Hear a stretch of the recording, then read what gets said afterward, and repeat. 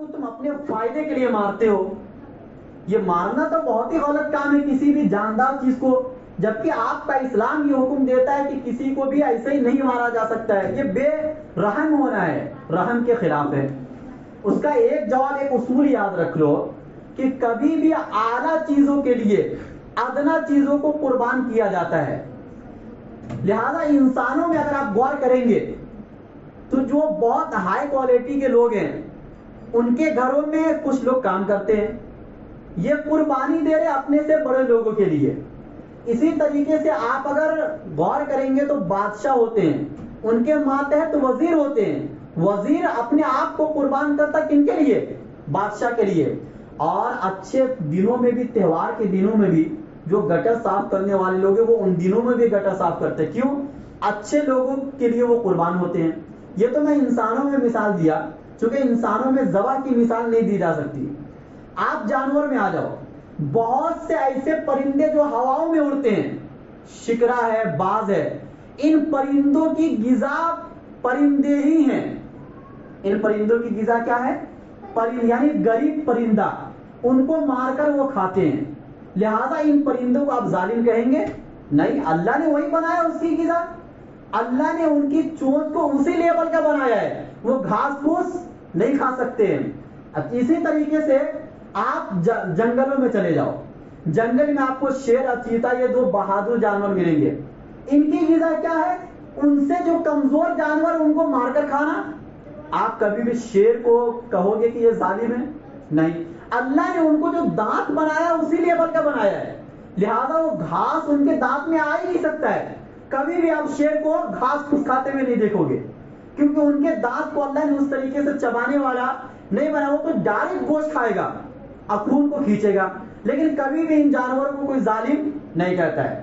آپ آ جاؤ سمندروں کے اندر، سمندروں میں جو بڑی بڑی مچھلیاں ہیں ان کی غذا مچھلیاں ہی ہیں، اور اللہ ان کی غذا کے لیے لاکھوں کروڑوں مچھلیاں ایک دن میں پیدا کرتے ہیں. آپ سائنس کو جا کے پڑھ لو، اور وہ تمام مچھلیاں ایک مچھلی کی غذا بنتی ہے. کوئی کہے گا کہ یہ مچھلی ظالم ہے؟ بھائی اللہ تعالیٰ نے ان کی غذا وہی بنا. آپ بولو کہ بھائی وہ باہر آ کر گھاس کھائے، کیوں مچھلیوں کو کھاتی ہے، یہ ظلم ہے؟ نہیں، اللہ نے جو فطرت بنایا اس کے خلاف بغاوت مت کرو. اور اسی طریقے سے آپ ایسے عام ماحول میں آ جاؤ، بلی کو دیکھ لو، بلی کیا کھاتی ہے؟ چوہا. کتا کیا کھاتا ہے؟ بلی کو. اور گاؤں وغیرہ کا آپ دیکھیں گے مرغیاں ہیں، چیٹی کو کھا لیتی ہے، کسی کیڑے، جان تو اس میں بھی ہے نا، مثال تو دیا جا سکتا ہے. یعنی اگر آپ غور کریں گے تو آپ کو اپنے ماحول میں بھی بہت سے ایسے جانور ملیں گے جن کی غذا جانور ہی ہے، اس کے علاوہ کچھ نہیں ہے. پتہ یہ چلا کہ اللہ تعالی نے انسان کو بھی اسی لیول کا بنایا ہے کہ مطلب بہت سارے مواقع پر تو وہ سبزیوں کو کھائے گا، لیکن بہت سے مواقع پر وہ گوشت کو بھی کھائے گا. اور اللہ نے ان کی فطرت کو ایسا بنایا ہے. چنانچہ انسانی دانت پر اگر آپ غور کریں گے تو انسان کے اندر جو دانت ہے وہ چبانے والا بھی ہے اور نوچنے والا بھی ہے. چنانچہ نوچنے والا اس بات پر دلالت کرتا ہے کہ انسان گوشت خور ہے. یہی وجہ ہے کہ دنیا کی بڑی بڑی قومیں گوشت کھاتی ہیں. جو دنیا کی بڑی قوم کرسچن، یہودی اور مسلمان جو کہلاتی ہیں گوشت کھاتے ہیں. اور اسی طریقے سے انسان کے نظام انہضام یعنی ہاضمہ پر بھی اگر آپ غور کریں گے تو انسان کا ہاضمہ اللہ نے ایسا بنایا جس کو گوشت یعنی گوشت اس کو ہضم کر لیتا ہے. گوشت آپ کھاتے ہیں تو ہمیشہ آپ کا پیٹ خراب نہیں ہوتا ہے. پتہ یہ چلا کہ آپ کا ہاضمہ ایسا ہے کہ اس میں گوشت جا سکتا ہے، اللہ نے بنایا ہے. اور اگر آپ یہ کہتے ہو کہ یہ جانور پر بے رحمی ہے تو ہم کہتے کہ آپ جو سبزیاں کھاتے ہیں سبزیوں پر بھی آپ رحم کیوں نہیں کھاتے؟ حالانکہ جان اس میں بھی آج کی سائنس نے اس چیز کو ثابت کیا. چنانچہ آج کی سائنس یہ کہتی ہے کہ جس طریقے سے یہ جانور روتے ہیں، ان جانوروں کو تکلیف ہوتی ہے. سبزیوں کو جب آپ کاٹتے ہیں تو ان کو بھی تکلیف ہوتی ہے، اور ان میں بھی آواز ہے، ان میں بھی خوشی اور غم ہے. چنانچہ جب ان کو پانی کی ضرورت پڑتی ہے تو وہ پانی کے لیے آواز دیتی ہے سبزیاں. اور ایک امریکہ کا کسان تھا، انہوں نے ایک ایسی مشین ایجاد کی کہ جس سے سبزیوں کی آواز کو سن سکے. اور اس مشین کو بنانے میں وہ کامیاب بھی ہو گیا. چنانچہ مشین جب اس سبزیوں کے پاس لا کر رکھتا تھا مشین کو تو آواز آتی تھی کہ مجھے آج پانی کی ضرورت ہے.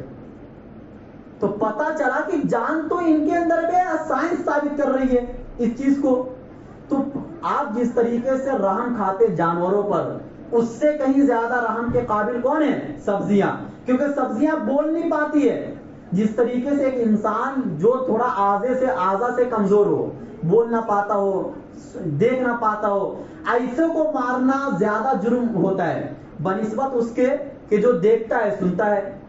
تو اسی طریقے سے ان جانوروں کو ذبح کرنے کے مقابلے میں سبزیوں کو کاٹنا یہ زیادہ جرم ہوگا بنسبت جانوروں کو ذبح کرنے سے. تو لہٰذا اگر آپ غور کرو گے تو پھر کوئی بھی چیز مت کھاؤ، پھر ایسے ہی بیٹھے رہو اور پھر اللہ سے دعا مانگو کہ میرے پیٹ کو یوں ہی بھرتے چلے جائے. بھائی اللہ نے قرآن میں اعلان کر دیا کچھ چیزوں کو ہم نے تمہارے نفع کے لیے بنایا ہے، اس کو استعمال کرو. اب سوال پیدا ہوتا ہے، میں نے آپ کو بہت سی مثالوں سے یہ سمجھایا کہ اعلیٰ چیز کے لیے ادنا چیزیں قربان ہوتی ہے. دنیا کا اصول ہے یہ، اور اسی اصول پر پوری دنیا چل رہی ہے. صرف انسان نہیں، پوری دنیا، پوری کائنات اسی اصول پر چل رہی ہے کہ جو اعلیٰ چیز ہوگی اس کے لیے ادنا کو قربان کیا جائے گا. اب سوال پیدا ہوتا ہے کہ پھر غریبوں کو ذبح کرو امیروں کے لیے. اس کا جواب یہ ہے کہ انسانوں میں ذبح کا تصور نہیں ہو سکتا ہے. اس کی وجہ یہ ہے کہ انسان مقصود کائنات ہے، انسان اس کائنات کا مقصد ہے. اس لیے دنیا کی ہر چیز کو پہلے پیدا کیا اللہ نے اور انسانوں کو سب سے آخر میں پیدا کیا، یہ بتلانے کے لیے کہ دنیا کی ہر چیز آپ پر قربان ہے، آپ کسی چیز کے لیے قربان نہیں ہو سکتے ہو. یہ اللہ نے انسان کو اعلیٰ بنایا ہے، اشرف بنایا ہے.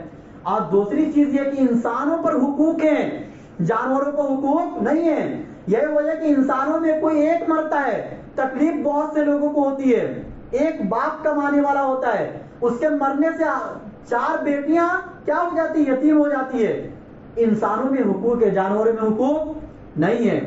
اور تیسری بات یہ ہے، موت تو سب کو آتی ہے نا، انسان کو بھی آتی ہے، جانور اگر نہیں بھی ذبح کرو گے مان لو، موت تو اپنے وقت پر آئے گی سب کو. یہ موت کون دیتا ہے؟ مسلمان کہے گا اللہ دیتے ہیں، دوسری قومیں کہیں گی کہ اوپر والا ہی دیتا ہے، اس کے علاوہ کوئی نہیں دیتا ہے. تو کیا اوپر والا ظالم ہے؟ نعوذ باللہ. موت کیوں دے رہا ہے؟ اللہ مار کیوں رہے پھر؟ یا تو پیدا ہی نہیں کرتے. تو اگر اعتراض کرنا تو اس پر بھی اعتراض ہوگا.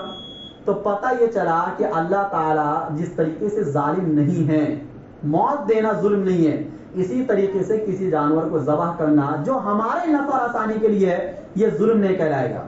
اب چوتھی بات یہ کہ بہت سے لوگ یہ بھی